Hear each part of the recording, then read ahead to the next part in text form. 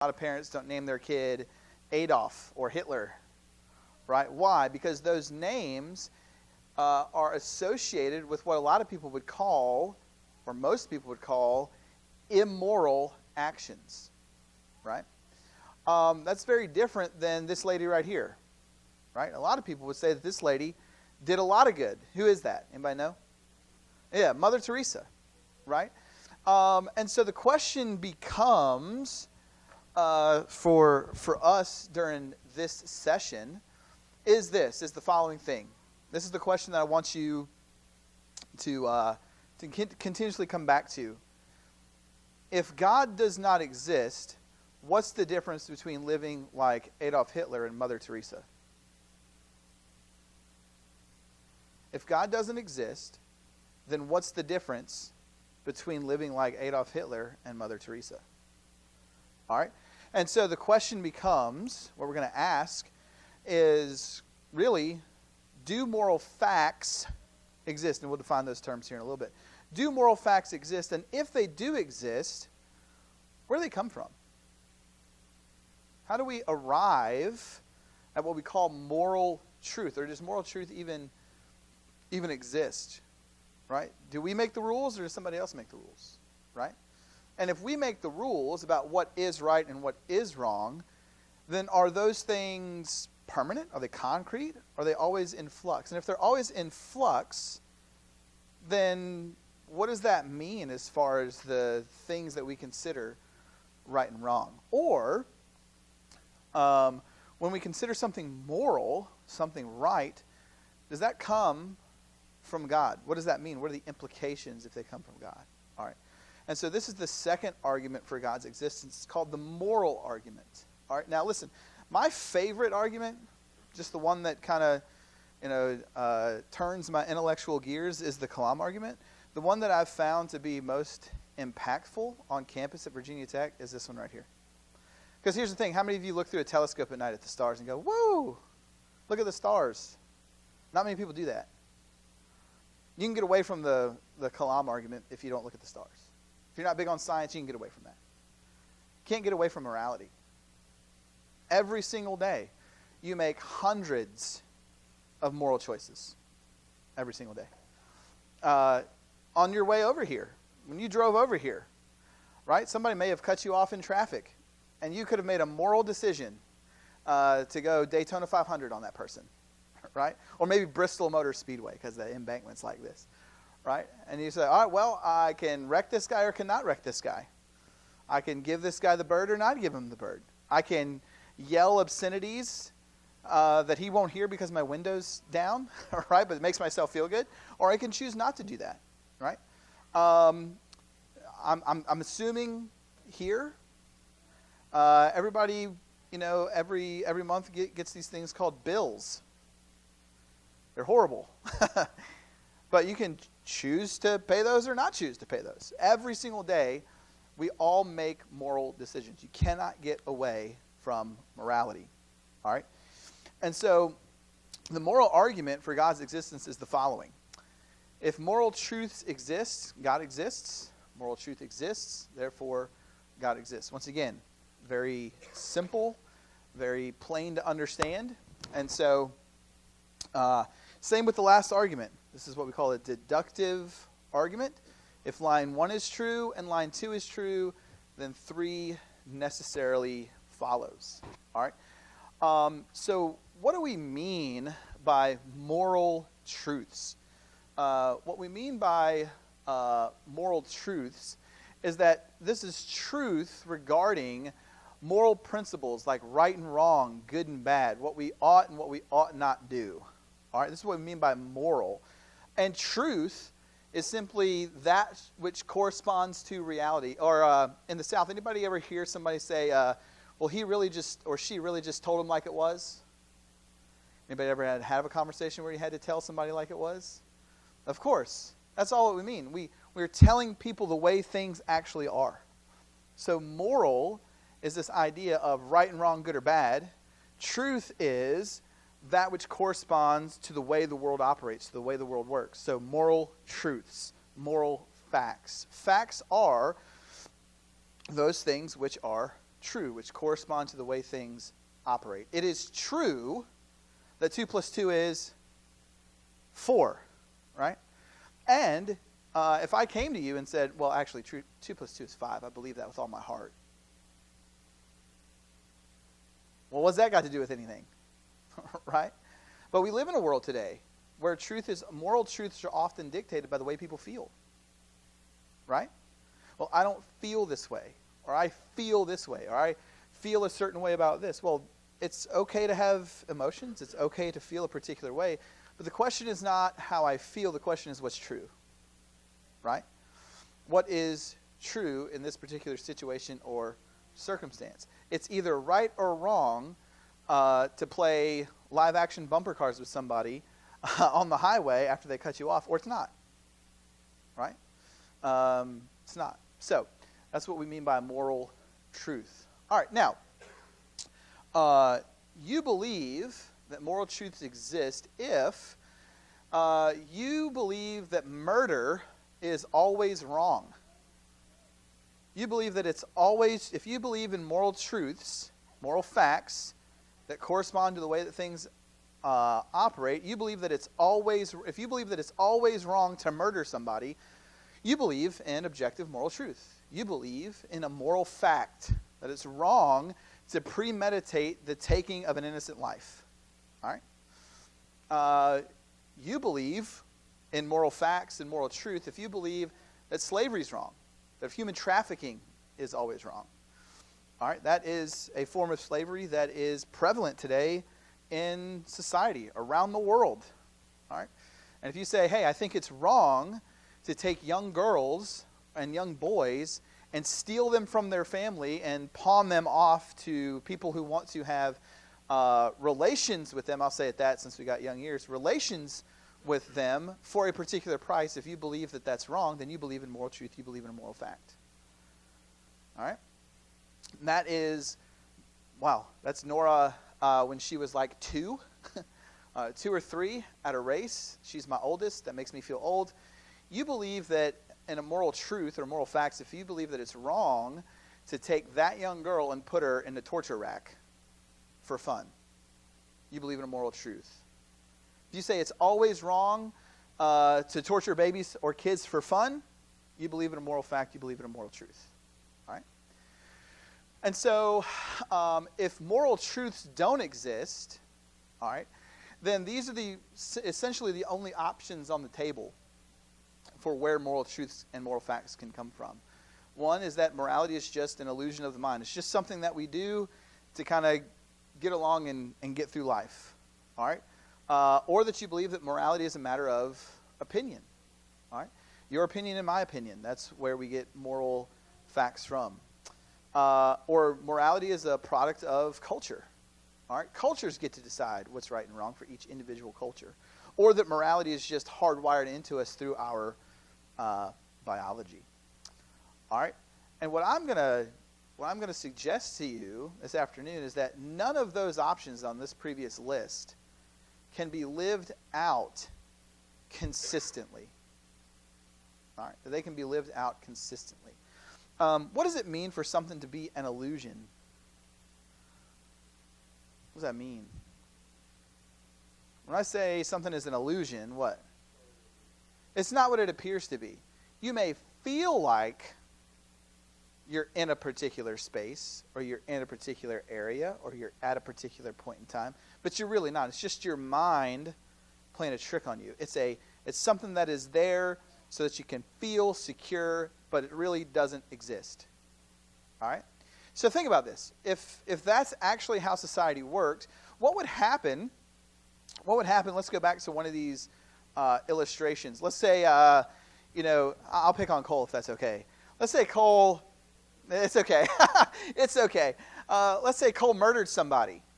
Don't go murder anyone, okay? And he stood before the judge, and the judge says, well, how do you plead? And Cole said, not guilty. And he said, on what grounds? Well, morality is an illusion.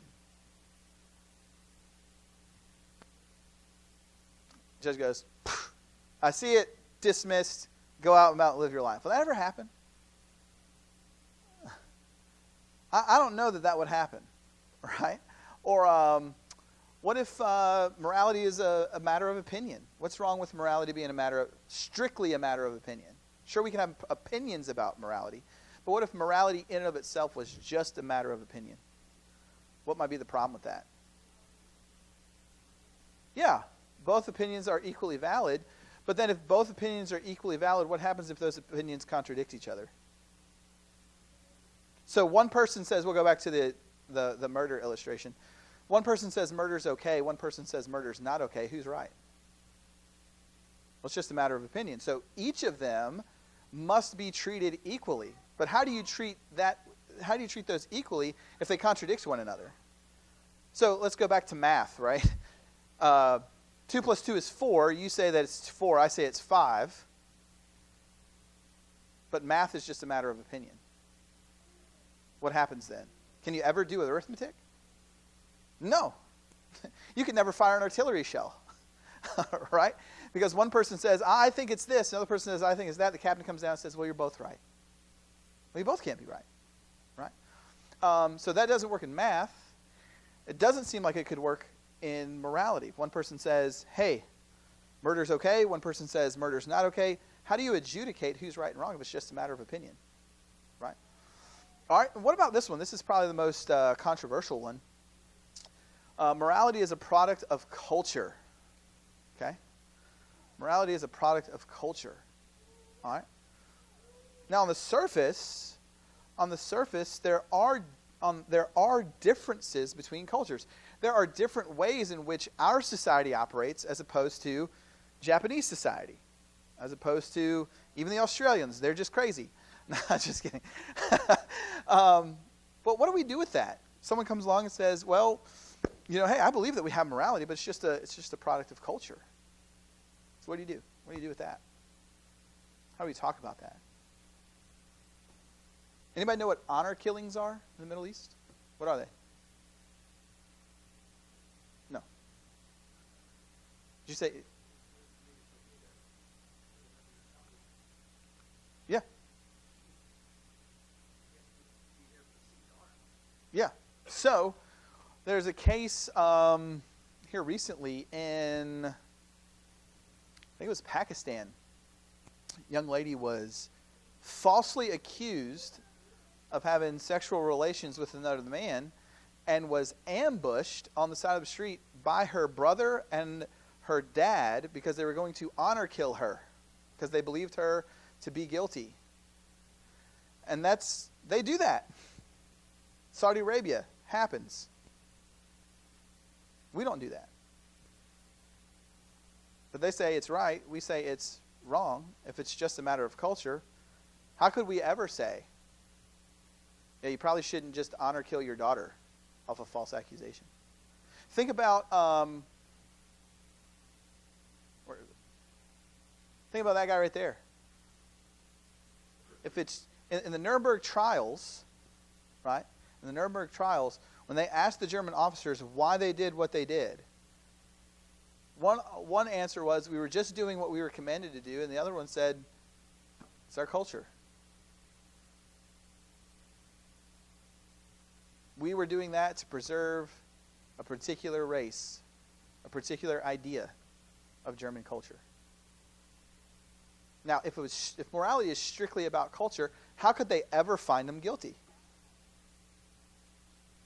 How could you say, as an American in 1936, 1937, 1938, all the way up to the end of the World War II, if morality is just about what cultures do, and each culture is entitled to their own set of moral values, and there is no moral facts about, say, something like human life, then how could any American ever say that the Germans were wrong in killing Jews? How could we ever say that honor killings are bad? In Iran, they take people who are gay and they throw them off buildings.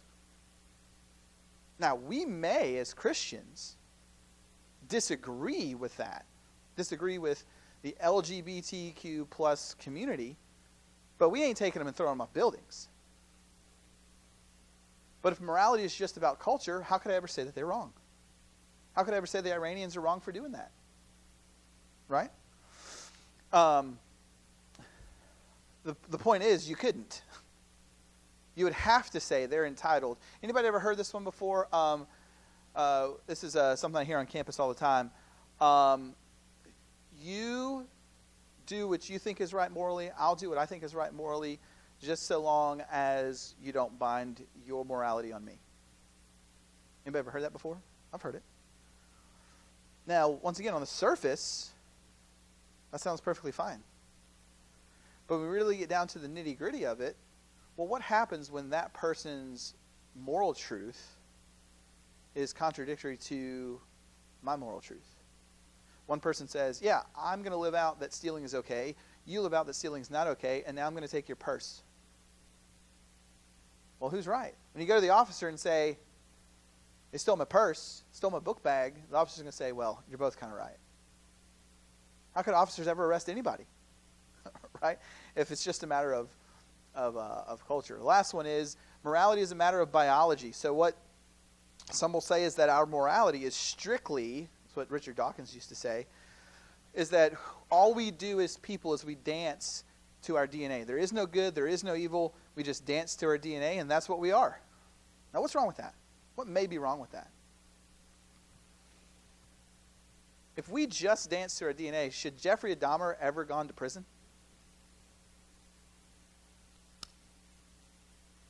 What about Charles Manson? Ever gone to prison? Well, let me ask you this question. If it's just a matter of biology, could anybody ever be sent to prison? Think about it for a second. The lion goes out. Yeah, anybody ever here gone on a safari before? No? Okay, so I'm weird and I'm a nerd, and sometimes I watch videos of safaris because I'm waiting to see like something get killed. I'm sorry. I'm in it for the blood. Sorry, little baby gazelle. It's just your time. All right? Think about this for a second. If you've ever watched a video of a safari or been on a safari, you'll never see a lion kill a zebra and then the safari guide go out to the lion like, now, Mr. Lion, you have the right to remain silent, and anything you say will be used against you in the court of law. Now, why don't they do that? Why don't they arrest lions for killing zebras? Why? That's an actual question. Why don't we arrest lions for killing zebras? Do what? Right. It's not a pleasure killing. They're using it for food. All right? Yeah. They're biologically wired to do that. Now, back to your illustration. Well, I'm going to get a little bit more gruesome here. I kill Cole. And he's shaking his head like, yeah.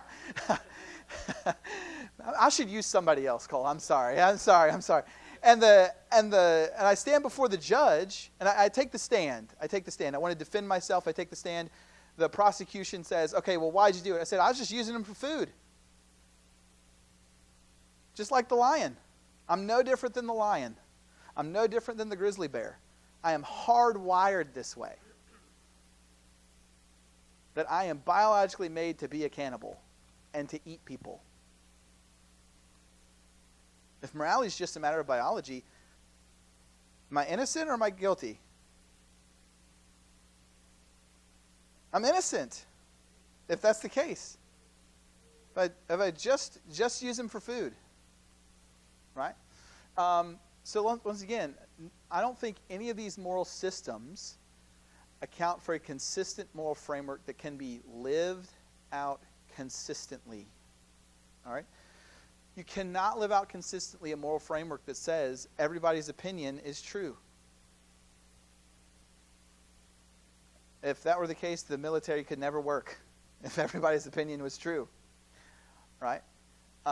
Even your basic family unit couldn't work if everybody's opinion was true. Organizations, think about this. Think about Microsoft and Apple. Would they be able to generate billions of dollars of revenue if everybody's opinion was true? No. Right? It can't be consistently lived out. And so, the question becomes, what's the best framework? What's the best framework for the existence of objective moral values and duties? Right? What's the best framework for a consistently, a moral framework that can be consistently lived out. We all believe, I'm convinced of this, we all believe that objective moral values and duties exist. We all believe that there are things in the world that are always objectively right and always objectively wrong. But if they can't be grounded in culture, and they can't be grounded in biology, and they can't be grounded in opinion, and they can't be grounded in popular vote, then where can they be grounded so that they can be consistently lived out? It would have to be a perfectly moral being that expresses those objective moral values and duties through his commands. Therefore, God. God is the best explanation for why you and I, regardless of, well, I'll get to that in a second, is the best explanation for why you and I believe that there are these things called objective moral truths, objective moral facts, right? So, a common objection that may be raised would be this. And I've actually had people ask me this before. They say, are you saying that in order to be a good moral person, I must believe in God? That's not what I'm saying. There are people that live out moral lives that don't believe in God. What we're asking for is when you say something like, that is unjust, or that is wrong, or that is right, what's your justification at the foundational level for saying that? Is it just your opinion? No. I believe in the same way that we know the actual world exists through our physical experiences, I think that we can also know that things are right and wrong through our moral experiences. What I mean by that is, I don't have to run a science experiment to know that if I see somebody on the side of the road at Walmart kick an infant in the head, that that's wrong. My moral intuition and my moral sense experience tells me that that's wrong. And unless there's some type of defeater for that, I should trust my moral intuition to say kicking infants in the head, on the side of the road is wrong. I don't need a Bunsen burner for that. I don't need a lab for that. Right? And so the best explanation for why that intuition exists is not because of culture, it's not because of biology. I'm not just an animal. Right? The best explanation for that is the existence of God. And so, therefore, God exists. So if you believe that moral facts exist, and if you believe in objective moral truths, then whether you believe in God or not, that's not the question. What we're saying is the best explanation for that foundation is God. All right. Now, once again, we haven't said the God of Christianity. We just said God in general. I'm just trying to move people like Braden, trying to move him from over here in one of those three categories to just deist, right? Just deist. And so, I got you one. So that's the argument. Yes, ma'am.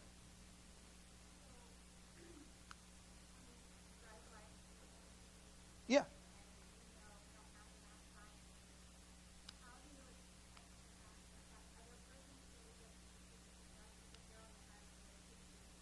Sure.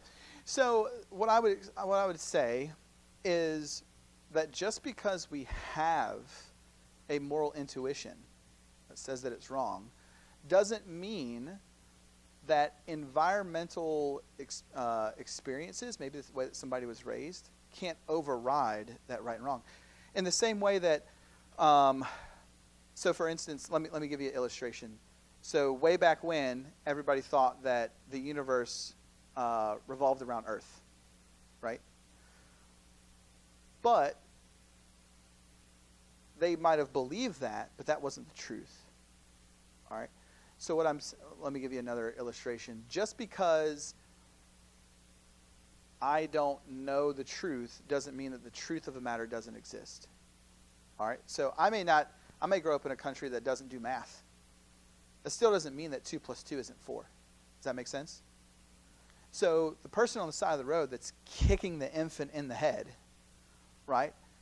They obviously, for whatever reason, have something that has caused them to believe, I think environmentally, maybe the way that they were raised, maybe there's something physically with regards to their mental makeup, mental chemistry. Yeah. A substance, maybe, we don't know what else is in their bloodstream, has caused them to believe that that is okay. Does that make sense? Right. Sure.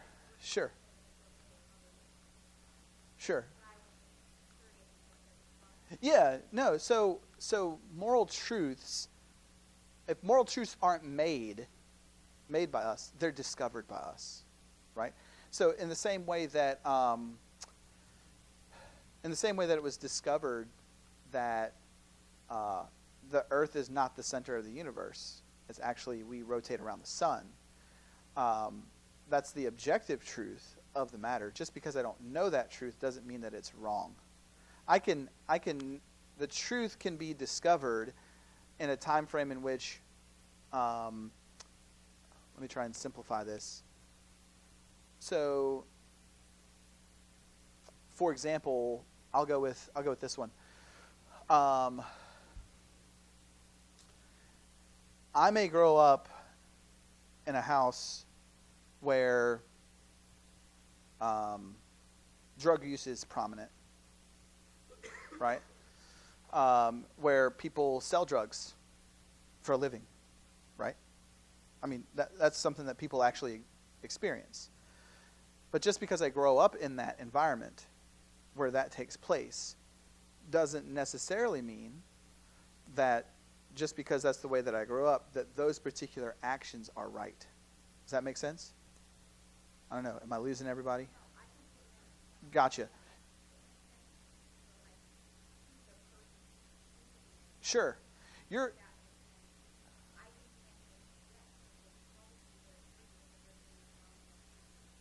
Sure, and I'm with you on that. So even when they say, I chose to do this and I believe that it was still wrong, they're still appealing to an objective truth, right?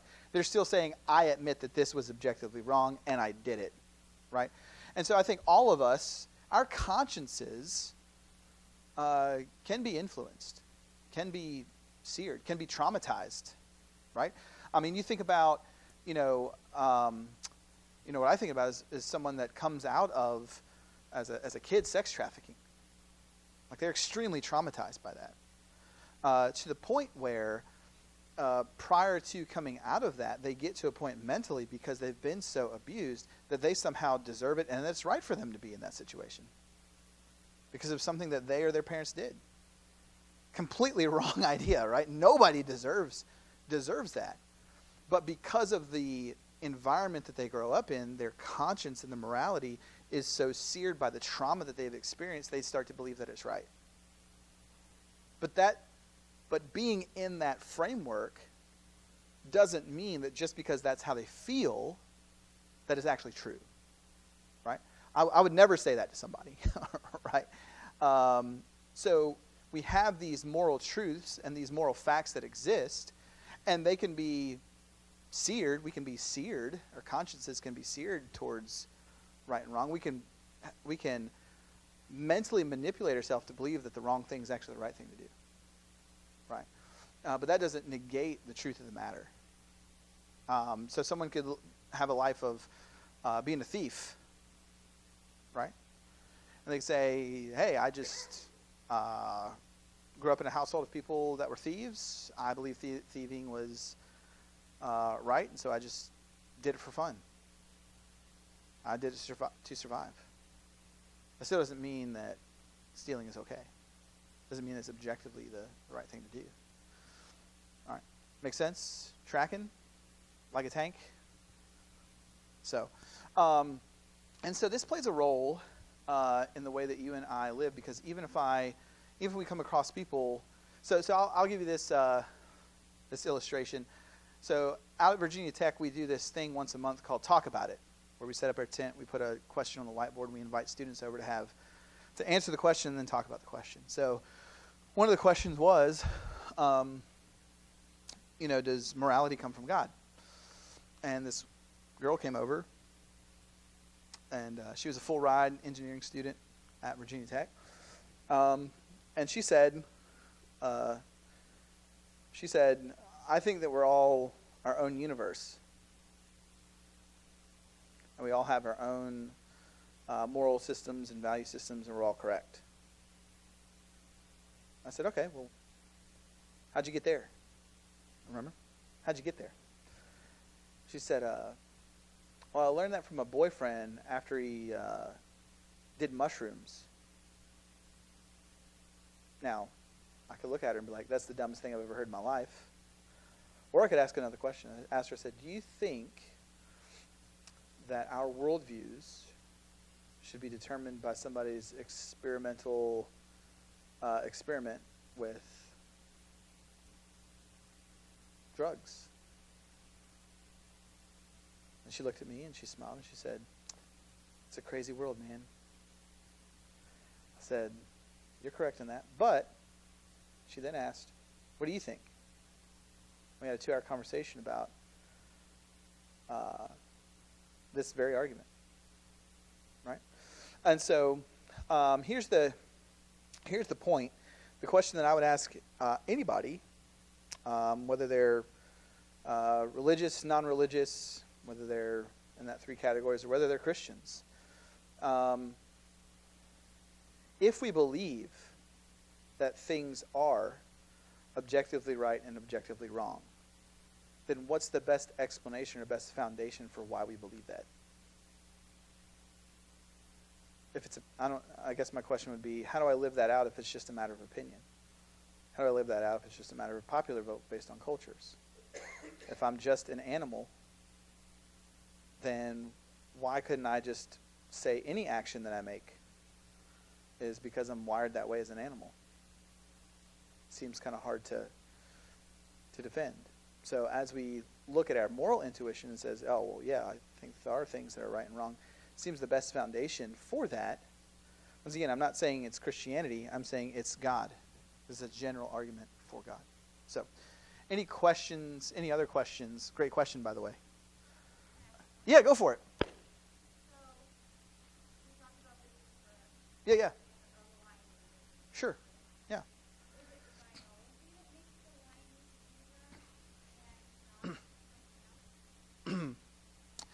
So, I'm no lion expert, all right, but I would say that it is the biological makeup based upon the lion's, digestive system, that what allows it to be a lion, what allows it to survive, is the consuming of raw meat, which would be found in the zebra.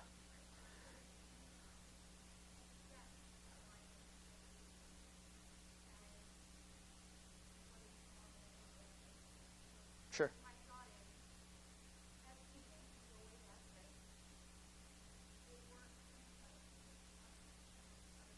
Sure.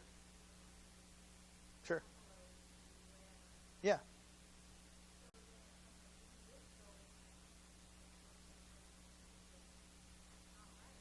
Mm-hmm.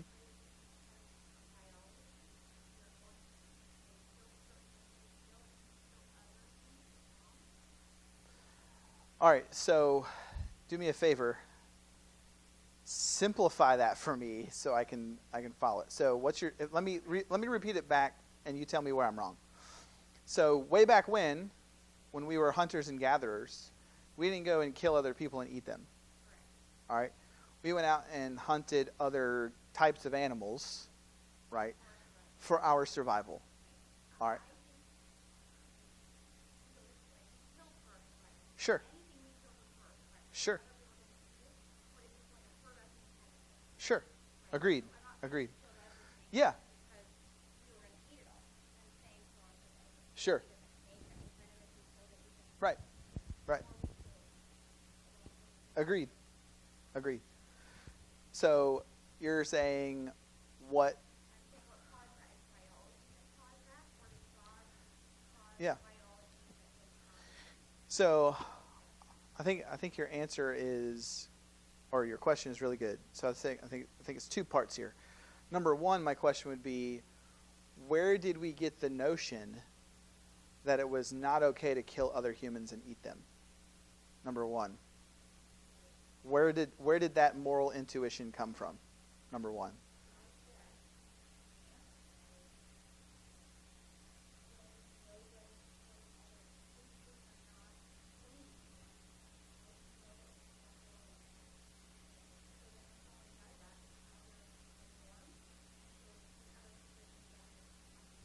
Mm-hmm. So, I'll answer your question. No, I got you. Yeah, no, we're good. We're good. One thing you'll appreciate about me is I've had drill instructors just yell whatever at me, so I don't really get upset about stuff. So to no, you're good. Oh, absolutely. Oh, pick and poke all you want. You're good. You're good. So my first response would be, I think part of the way in which we operate with regards to things like survival and food is certainly environment, right? Somebody that lives on the plains of Africa is going to eat a little bit differently than someone that lives in New York City. They just are. They're going to operate differently, right? So I think part of it is the environment in which we grow up in that contributes to the way in which we act, whether it's right or wrong. Environment plays a part in that. That doesn't negate the truth of the matter, though. So secondly, when I come back to you say it's out of the norm, when you say it's out, you said it was out of the norm for someone to do that. Well, where does the established norm, don't kill humans, come from?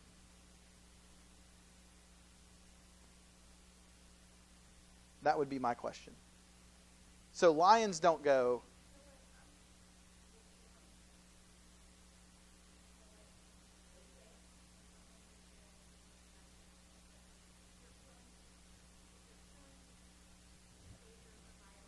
Sure.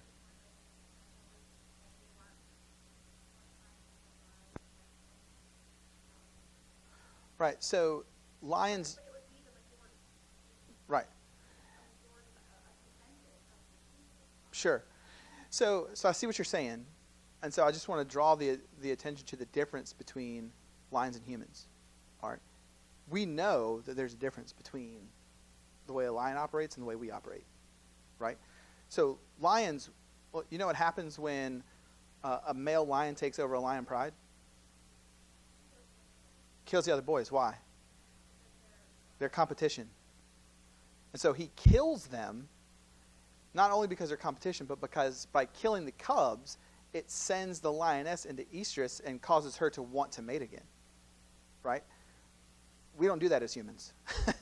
we don't do that. If there is a broken family, right, and a dude comes into another dude's house, kills him, kills the kids, he doesn't then turn to the wife and be like, all right, let's get married. Right? Right. Right. Sure.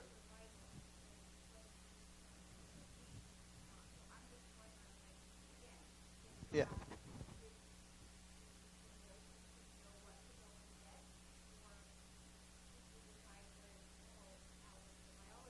Sure.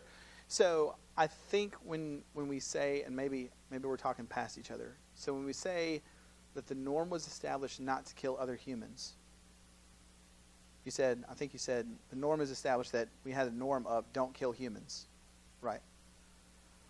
So what I would say is that if God is the creator of the universe, now I'm talking Christian worldview here, all right? God is the creator of the universe. It says in Genesis chapter 1, let us make them in our image. All right, so what does that mean? It means that as humans, we have similar but limited capacities to God. So God knows everything. We have the ability to know. God is in and of himself love. We have the ability to love. And within that framework, we see that the very first, or the second sin that takes place is what? It's murder. It's Cain killing Abel. And God says that Abel's blood cries out to him. So from that, what I extract in today's world is that with these similar but limited capacities to God, the imago Dei, the image of God, is a couple of things. Is one, based upon what I see, just naturally, to your point, the norm is the predetermined killing of an innocent human life is wrong. Now, where did I get that from? The question, I think part of the way that I get that is the way that I have been created by God in his image. It wouldn't be right for me to say, yeah, it's okay to kill another human being, yet when, from a Christian worldview, when Cain kills Abel, God punishes Cain for that. Does that make sense? Or no? Or if I'm just out in the weeds. So I think God gives me my moral intuition. God gives me my moral intuition. And because I'm a free will agent, I have the ability to either accept that moral intuition or drive against it. So for instance, God would say something to me through Scripture like,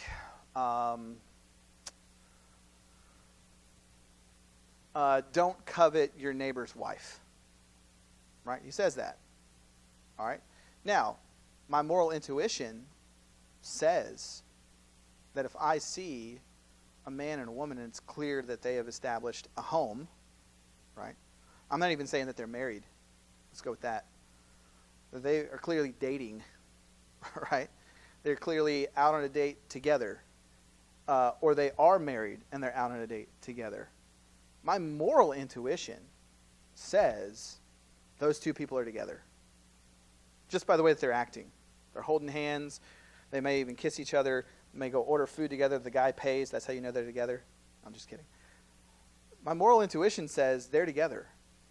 But I can drive against that and say, well, you know what? She's a beautiful woman. I don't care about that guy. I'm going to go try and impede right here. I'm going to try to bust that up so I can be with her. Well, God's given me a moral intuition that clearly lets me know that those two people are together. I can drive against that and say, forget that dude. I'm going after her. And I don't care. Now, that's part of the environment that I grow up in. The other part of it is I have a moral intuition that lets me know that just by my observation, those people seem to be dating at the bare minimum. Does that make sense? And so God gives me that. And I can either choose to accept that or I can drive against it.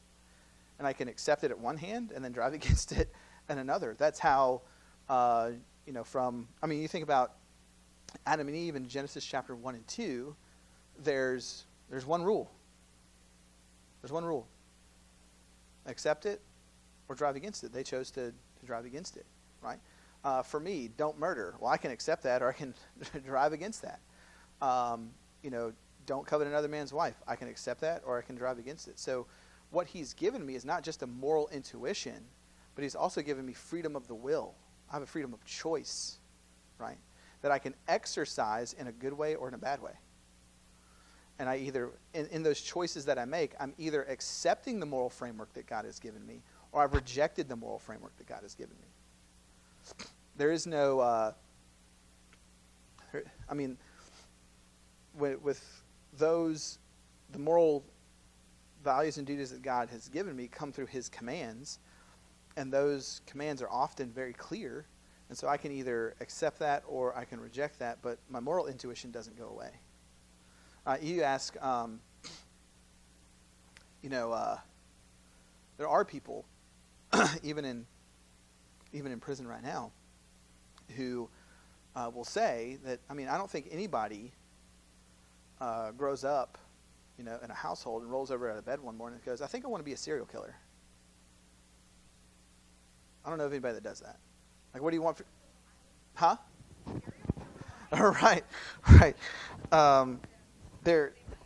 Something has taken place in that person, so you can be attracted to a particular thing, But that doesn't, the attraction to a particular thing doesn't make that particular thing right. So the serial killer is attracted to the feeling and the excitement that they get from killing somebody. Right? That's what a serial killer does. Serial killer is like that predator. It has to do it. He believes he has to do that. So you can be attracted to that. Doesn't mean necessarily have to act on it. Right?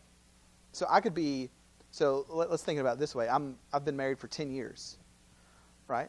And I'll be the first one to admit to you that over the last 10 years, just at a celebrity level, there are attractive women at the celebrity level. There just are. Right? And if we're going to deny that, then we're just playing games with ourselves. Everybody in here can be attracted to somebody else. The difference is not the attraction. The question is, what's the action that follows from that? So my moral intuition says, yeah, that person is beautiful, but that person's married. The person's dating. Right? So you can be attracted to a particular action or particular thing, but it's not the attraction that gets you in trouble. It's the action that comes when you act on that attraction, if that makes sense. So does that make sense? Okay, yeah. So everybody can do that. So the question is, well, what's the difference between the guy that stays married for 30 years and the guy that, doesn't? Or the girl that does and the girl that doesn't? I mean, there are a whole lot of variables there. But the moral intuition is consistent. Now, someone can drive against that on their own free will. That doesn't mean that just because they use their own free will to do something wrong, that somehow that wrong is the norm. That's why we say that's wrong, because it's not the norm. And my question is, where do we get norms from at the foundational level? If it's just a matter of opinion, then norms don't really exist. If it's just a matter of culture, then norms don't really exist. If it's just a matter of biology, then norms don't really exist. The only way that norms can exist, that people can consistently live them out and consistently know what's right and wrong, is if there's a morally perfect being that expresses those norms through his commands. And I would say that that's God. So when Jesus says something like, love your neighbor as yourself, right, or do unto others as you would have them do unto you, well, that's a norm. And that's one of the reasons why a lot of people, when they're convicted of murder, they either get the death penalty or they go to the slammer for the rest of their life. Why? Because they didn't act upon someone as they would have acted on themselves. They didn't love their neighbor as themselves. They killed their neighbor. They murdered, not killed, they murdered. I think there's a difference between murder and killing. So I know it's a long-winded answer, but I don't know, did I answer your question or no? If I didn't, then let me know. We'll take another stab at it. Okay. Well, great question. I appreciate that question. That's one we get, or at least I get fairly consistently, but I haven't heard it in a long time, so thank you for bringing that up. I appreciate that. And so that is the basis of the moral argument. The question is not necessarily, do objective moral values and duties exist? Do moral facts exist? I think everybody agrees that moral facts exist. The question is, where do they come from? And you've only got so many options. And so I think the best option for consistently living those out is if God exists. So, and that's the session, unless there are any other questions that people have.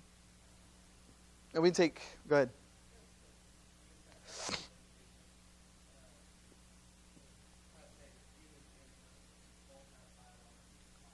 Sure.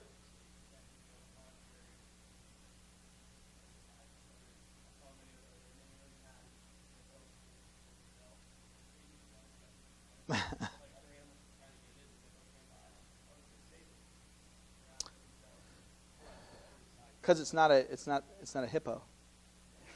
That's why. So when we see like an animal do something like that, we don't feel. I was mad at the hippo, but I wasn't mad like I wish the hippo wouldn't have chosen that. I was like, that's like just sad. It's not really like I thought it was people like the hippo doesn't know. But when I see Right. a human following their biological desire, whether it's a guy cheating on his wife, I mean that's certainly a biological desire. Sure. Agreed. In his DNA to want to do that. I get angry at him for Yeah. Why I don't hold animals to something Right. beyond. Because there's this thing that animals don't have that we do have, which is called a conscience.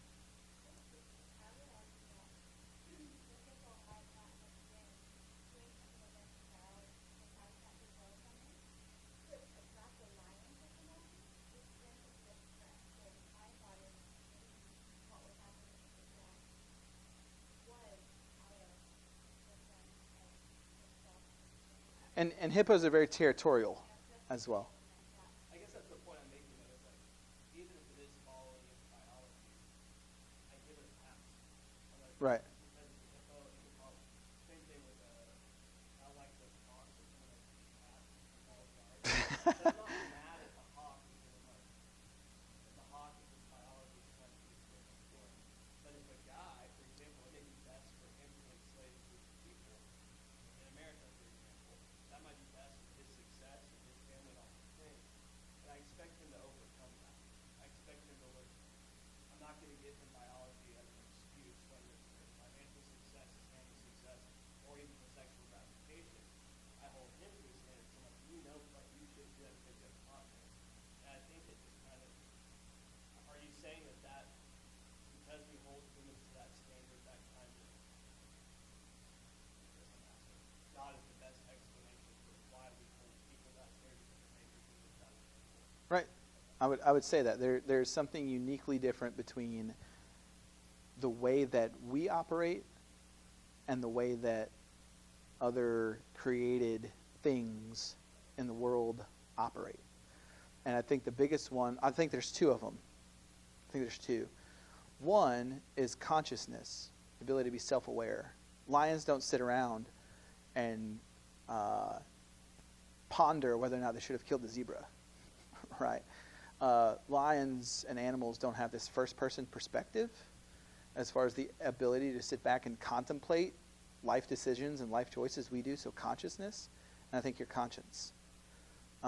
Those two things are clear indicators that there's something different about the way that we operate as a way than, say, the king cobra in Africa operates, or any other, like an ant colony, operates different than the way that we operate. And so the question at hand is not, are these things different? Surely they are. The question is, what's the best justification for why they exist to begin with, right? Like, so even with your conscience, your understanding of right and wrong, how does something that is non-physical arise from the physical? Like, if you wanted to say, well, my consciousness is just a evolutionary adaptation. Well, how does the physical give rise to the non-physical? How does that happen? Your conscience is not, it's not like you can point at your lung and be like, this is where my conscience is located. Right? I can't do that. So it's something that is immaterial, but is also a part of me. So how do I explain the immaterial that's a part of me through a physical process? Like, I don't know that you could do that. I'm not saying that there aren't some evolutionary explanations for humans. There certainly are. But what about those two things? Consciousness and my conscience. The fact that I'm self-aware. The fact that I have first-person experiences. The fact that right now, if we were to just stop and nobody talked and I started thinking, you wouldn't know what I'm thinking. Only I would know that I'm thinking. Right? That's a first-person conscious experience that's immaterial. So how is that explained through nature?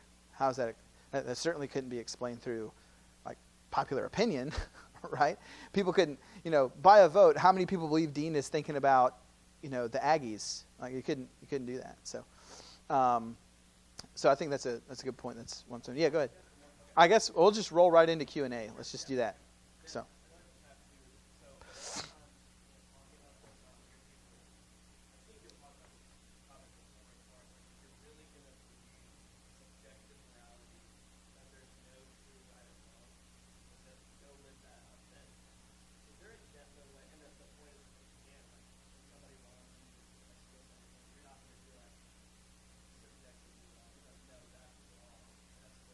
Yeah. Right. Yes, you would sound like a jerk if you just said, "Yeah, go live it out." It's a good point that kind of comes across like that. No, I would just try and draw illustrations to particular, maybe uncomfortable.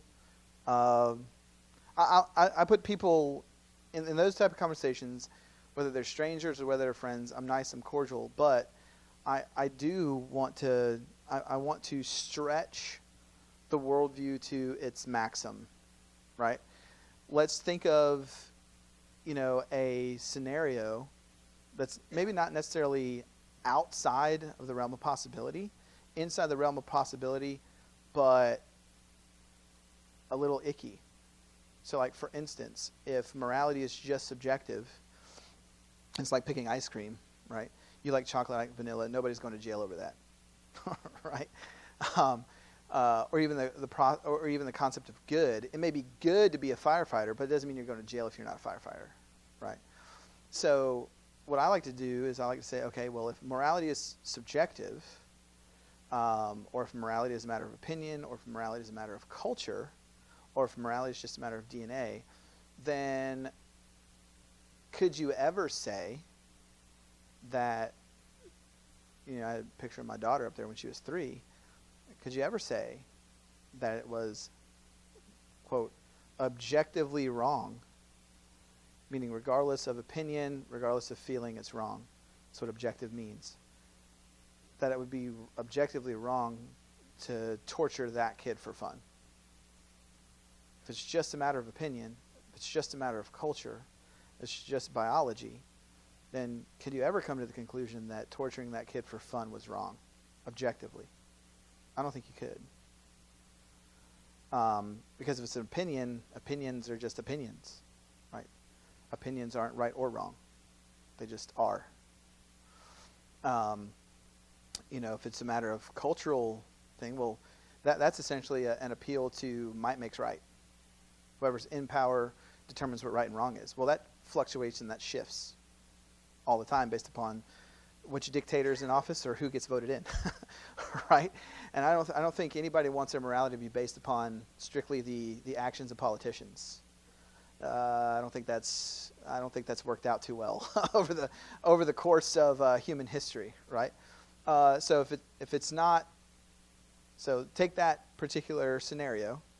In what scenario would it ever be right for someone to torture a baby or a 3-year-old for fun?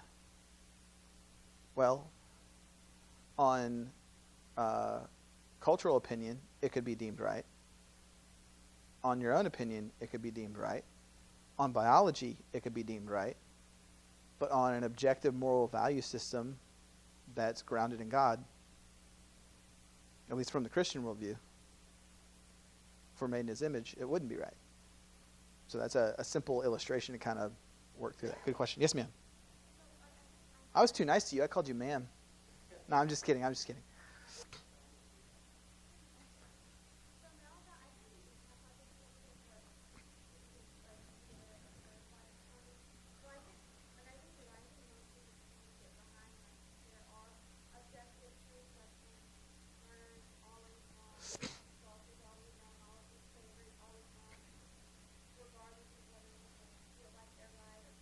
Sure. Mm-hmm.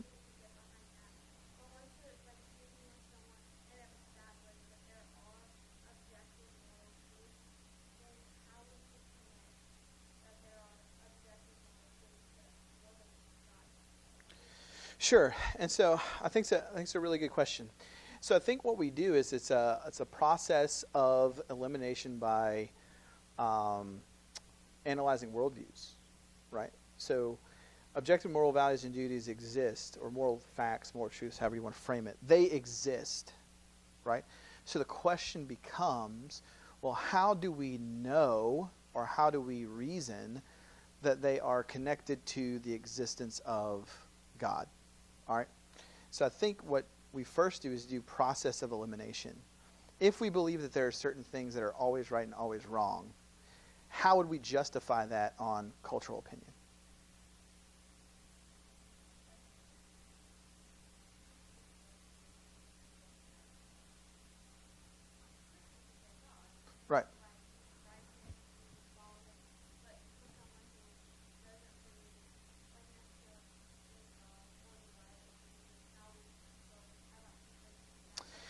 Yeah. So I would say this. I'd go probably this route. I would reinforce the fact that this particular argument isn't specifically for Christianity. It's not specifically for here's Jesus, right? It's simply to say, based upon the options that are out there, as far as grounding at a foundational level the existence of objective right and wrong, the best explanation so far is the existence of a God. Number one. Huh? Because when you look at the other options that are on the table, they don't work. They can't be lived out consistently. But the only way that they can be lived out consistently is the existence of a moral intuition, the existence of a consciousness that allows us to reflect on our moral decisions. And that can't arise by cultural opinion. That can't arise by biology. That can't arise by anything else other than a being who has endowed us with those particular attributes based upon being creator.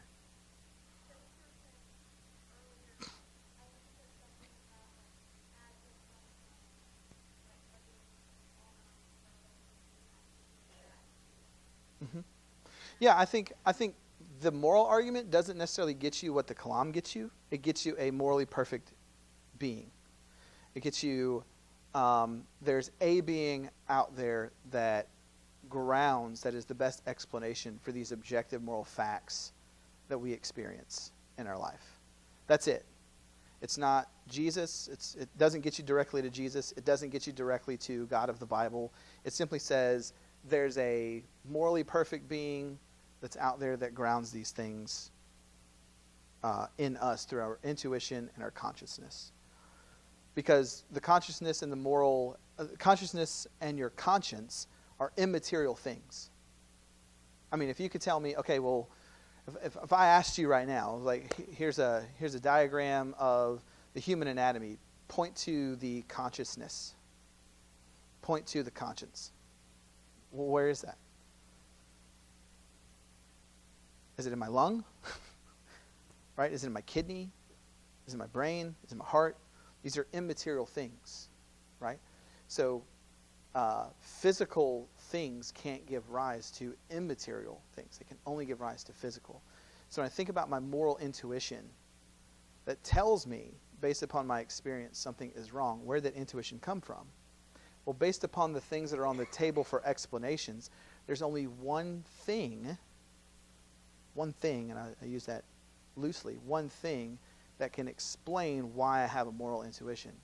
It isn't biology, because biology is strictly physical. It isn't popular opinion. It isn't my own opinion. It isn't anything else. The only thing on that list that could possibly give me a moral intuition is God, which by definition is exists and has some aspect of, not some aspect, but is morally perfect to give me a moral intuition, to know what right and wrong is. I don't know if that answers the question or not. Now if we wanted to go into Christianity, if we wanted to go into a connection point, I would say the way that we know that is because God expresses those moral intuitions through what he's given us in the Bible. Like, that would be the other connection piece that I would appeal to. And then you get into, okay, well, how do we know, or how can we trust, the Bible as a historically reliable or a document to base your life on? That's a whole different conversation. So I guess the way that I would answer your question is, how do we know that it's connected to God? Because God is the best explanation of the list for why we believe things are right and wrong. And the way that we know things are right and wrong are based upon our consciousness and our conscience. And physical things can't give rise to those two things. Does that make sense? All right. What other questions you got? About anything. You can ask me anything now. Whatever you want. Not saying I'm going to have an answer. I'll definitely, great question. I have no idea. But anything else? About anything, whether it's associated with this or out there in the ether that's been nagging at you. Ask me whatever you want. That's why I'm here. So I enjoy doing. So.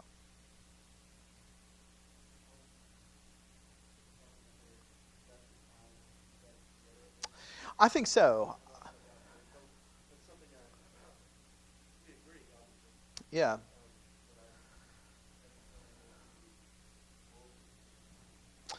Yeah. When you think about your what we call moral intuition or moral sense experiences, I can walk outside and I can see something going down. I can adjudicate that that's right or wrong. Pretty much, instantly, right? And so the question becomes, what's the best explanation for why I operate that way? What is it? My moral intuition, my conscience is a immaterial thing. So to say that it came about through a physical means, well, physical things don't give rise to immaterial things. So something immaterial would have to give me my moral intuition.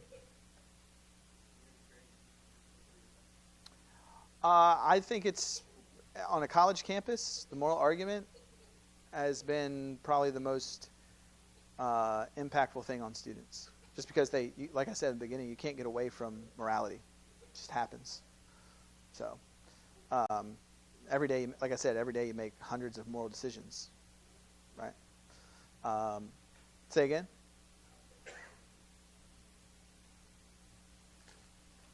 Sure, outside of just sheer survival, so. Yeah, might makes right. Well, I forget who it was. I don't know. I don't think it was. I don't know. It might have been Hobbes. You can edit this out. It might have been Hobbes that said in Leviathan, nature is red in tooth and claw. What he meant by that is it's just a matter of survival. The weakest will be. And think about that. If we were just animals, then why would we care about the elderly or the disabled? Why not just say? I mean, seriously, I saw a video. This lioness, they get attacked by some hyenas, and this little lion cub gets back broke. Its legs broke, dragging on the ground. It's got two paws, just going like this. Lioness just leaves it.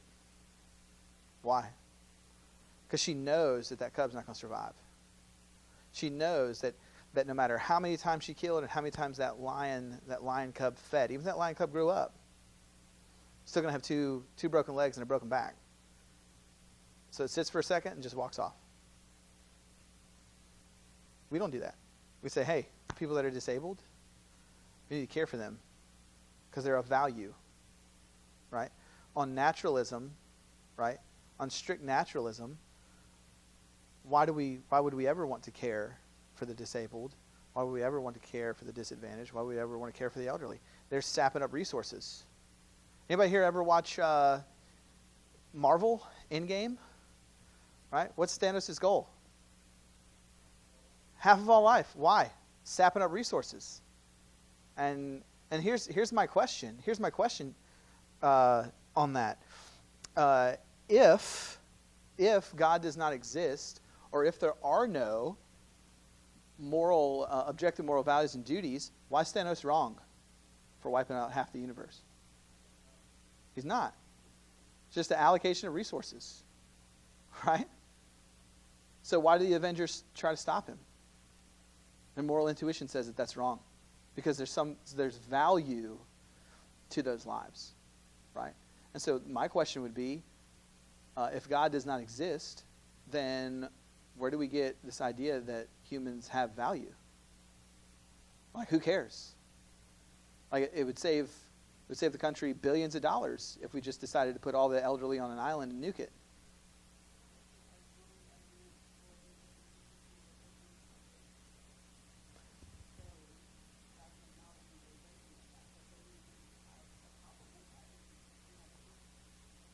Right. So that would be.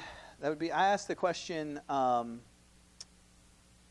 couple of years ago. I was at Longwood University. I was doing a a campus debate with an atheist on the existence of, does the God of Christianity exist?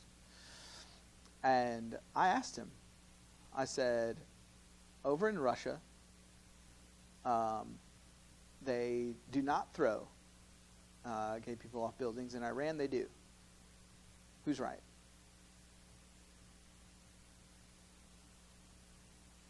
The answer was, well, neither one of them are right or wrong.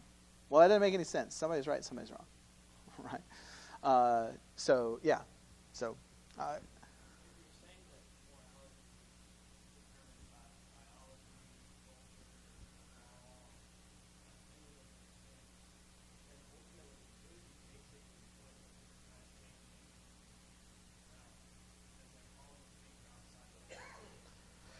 they're outside of your control, but the other thing is, though, that if those are what make things right and wrong, those things are always going to shift because culture and people always change.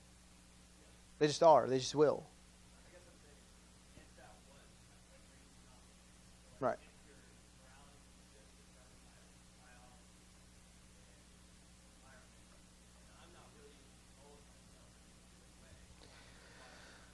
Sure.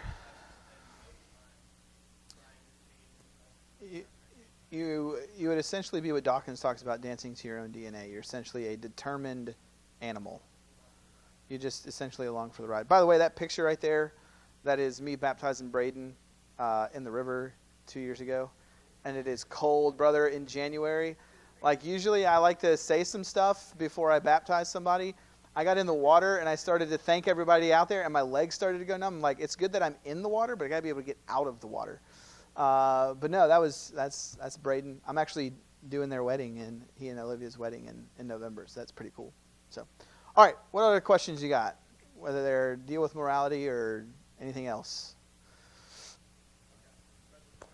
Yeah. Okay, so would you not, I kind of see this approach to it.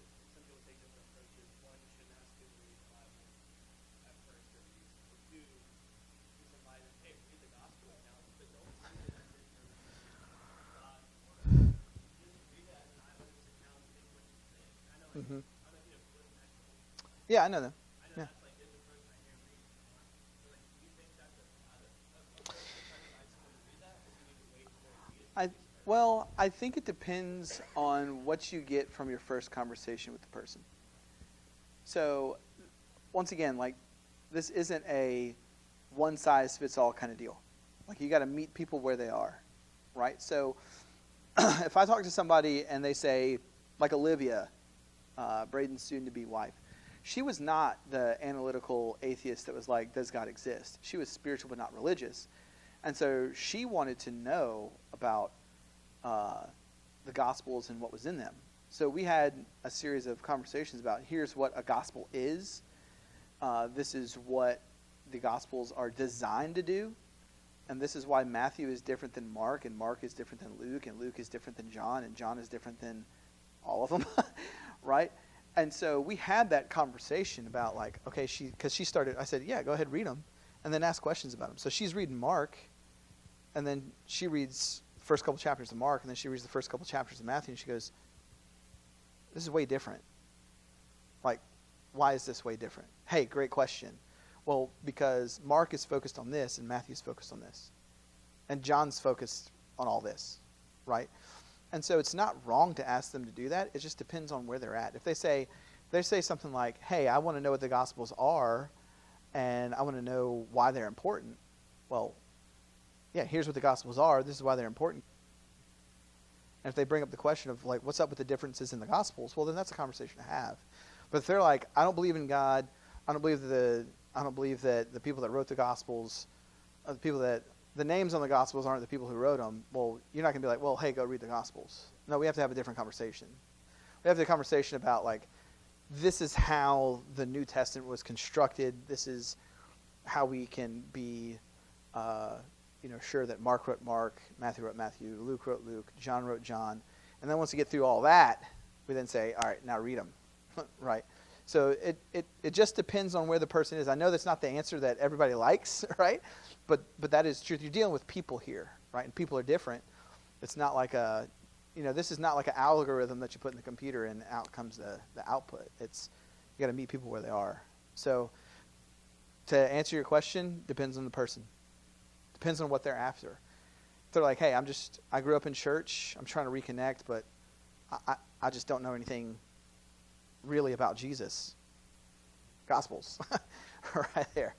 If they're like an out-and-out atheist and they're just like, I just want to know why you believe you're a Christian, well, probably not a good idea to just start off with the Gospels because they probably don't believe that's even true. So, all right, what else? Anything else? All right, go ahead. Go for it, Cole. No, you're good.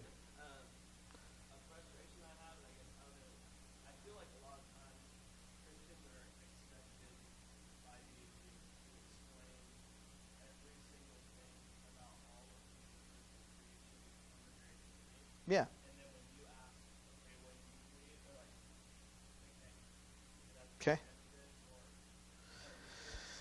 I have a hard time getting people to kind of like explain what they believe. It's like, that's it. I just believe in evolution. It's kind of like the question that you talked about earlier. Yeah. What do you mean by that? A lot of times I don't get very far. I feel like I don't know. I'm like, Yeah. So. where do I go from there when they don't really even, I don't want to say they don't know what they believe, but that's the extent about what they know. Like, how do you? Yeah, so I just keep asking questions. So if I'm in a conversation with somebody and they say, well, I believe in evolution, and I say, okay, well, what do you mean by that?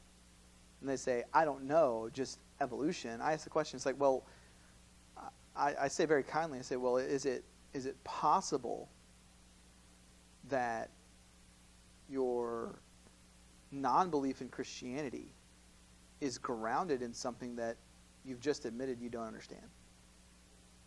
Is that possible? Notice I didn't say that that's the case. I always want to put it in a realm of possibility. I'm just saying, is it possible? I'm not accusing them like, you don't know what you're talking about, doofus. I say, hey, I heard what you said. I know that you said that it's evolution. And you just said, now, tell me if I'm wrong, you just said that you aren't really sure about what evolution is. So is it possible that you've rejected Christianity on the basis of something that you don't understand? Is it possible? And if they say yes, I'm like, okay, so it is possible that you've rejected Christianity on the basis of something you don't understand. So then I follow up and I say, okay, well, what makes you think, or why do you believe that those two things are mutually exclusive? And that's when I hit him with the question, if evolution is true and Jesus rose from the grave, is Christianity true? So you obviously believe that these two things are mutually exclusive. Why do you believe that? And then say, is it possible that if evolution is true and Jesus rose from the grave, that Christianity is true? Well, the obvious answer there is yeah. I mean, Jesus is the central focus of the Christian faith. Paul even said that. So once again, it's like, okay, well, if Jesus rose from the grave and evolution is true, let's talk about whether or not Jesus rose from the grave. Let's go that route. So you see how it started off, well, I don't think that Christianity is true because of evolution. Okay, well, what do you mean by that? Well, I don't know. Okay, so is it possible that you've rejected Christianity on the basis of something that you don't understand? Yes, that's possible. Okay, well, let me ask you this question. Even if evolution is true and Jesus rose from the grave, is Christianity true? Yeah. Okay, let's talk about the resurrection. See that process? Let's say you say, is it possible that you've rejected Christianity on the basis of something you don't understand? No, it's not possible. Okay, well, you just said you didn't understand it. But you're saying now what you're saying is, it's not possible that you've rejected Christianity on something that you don't understand. Okay, so then why have you rejected Christianity? You said you don't understand evolution, but that's not the reason why you reject Christianity. What is it? I want to know what it is, because I want to know where I got to go. Right? So I'll tell people all the time, it's like, it's as simple as just asking. You have to train yourself to ask the right question. And the only way that I can do that is if I know the person that's on the other end. I've got to know information. I cannot go into a study just cold and be like, all right, here's the evidence for Christianity. I got to know who that is on the other end of the table. Because if I don't, I'm going into it blind. And I may be answering the question that they're not asking. And I don't want to do that. It does me no good if someone comes to me and goes, hey, well, like Kaylin on the bleachers. She comes to me and she goes, hey, I'm gay, am I going to hell? I'm like, hey, what do you think about evolution? Well, that's not her question. All right? Hey, what do you think about the Kalam argument? That's not the question. All right, hey, let me ask you this. What do you think about Jesus? Because Jesus helps you answer that question right there. And if we don't have a conversation about Jesus, we're just exchanging opinions here. And I don't want to do that with you. I want to get to the truth of the matter. So you have to answer. Oftentimes when we have conversations with people, we're answering the question we want them to ask us. And we're not answering the question that they're actually after. And that's what makes conversations difficult. Right? So yeah, it's just about understanding the person. If I can know the person, even just a little bit of their background, I just need to know, essentially, whether this person is grounded in analytics or whether this person is grounded in emotion. Neither one of those is bad. All right? But I don't want to give an emotional person an analytical answer. It won't resonate. It won't click. It may not click even if we give them an emotional answer. Right? It's like someone says, I just don't feel the presence of God in my life. Okay. Well, what do you mean by that? Well, I mean this. Okay, well, how'd you get there? All right. So maybe another question is, okay, well, is it possible that if you read the Gospels and started praying consistently that maybe you would feel the presence of God? Or you just ask the question, what would it look like for you to feel the presence of God in your life? What does that look like? Because I don't know what that looks like for that person. For some people, it's sitting in worship on Sunday morning. For some people, it's off in the woods and praying. For other people, it's reading the Bible. For other people, it's a song a worship song that they sing. So hey, what would it look like for you to experience the presence of God? Let me know. Well, I don't know. Oh, okay. Well, how could you? So it seems like what you're saying is you don't accept Christianity because you haven't experienced the presence of God, but you don't know what that would look like in your life. So how do you know you haven't already experienced it? How do you know that? Right? And is the presence of God strictly emotional? No. What if I told you God is everywhere all the time? Right? So it's that. So good question. All right, anything else? You got another one, Cole? All right. Well, no, that's fine. Like, that's what I'm here to do. Like, that's why I'm here. So. All right, going once. Going twice. A what? We can get the slides printed off if you wanted them. The other place that you can I'll tell you some reference books that you can get if you want to utilize some of this stuff. So, first one is Tactics. I already mentioned that. There's another book by Sean McDowell. Two books by Sean McDowell. One of them is a medium-sized book. The other one's a pretty dense book. The first one is God a Human Invention? Is God a Human Invention? Great book. And if you can get it on Audible, I would highly recommend that. You go on a long trip, plane ride, car ride, Audible is the way to go. Is God a Human Invention? The second one is Evidence That Demands a Verdict, the updated edition. Evidence That Demands a Verdict, the updated edition. I'd get that on, I know that one's on Audible. I've listened to it. Really great book. So Tactics, Is God a Human Invention, and Evidence That Demands a Verdict. I'll put them on. Yeah. Yeah. Those are great books. I had Sean out at Biola. He's a good dude. So. All right, anything else? I give one more chance for anybody to ask whatever they want. Once, twice. All right. We're good. I'll turn it back over to Cole at this point. So, yeah. Okay. Okay. So let me do this. Let me say a prayer, and then we'll get out of here. Father God, thank you for today. Thank you for the life that you've blessed us with. Thank you for this time together to examine and look at you and just ask good questions and tough questions that challenge your mind, cause us to think about us, think about you, think about our lives, and we're grateful for that. Thank you for this evening. Thank you for this time together. Father, be with us tomorrow as we assemble to worship you and talk more about you, and we're grateful for that. And it's in your Son's name we pray. Amen. Fly birds. That's what I always say.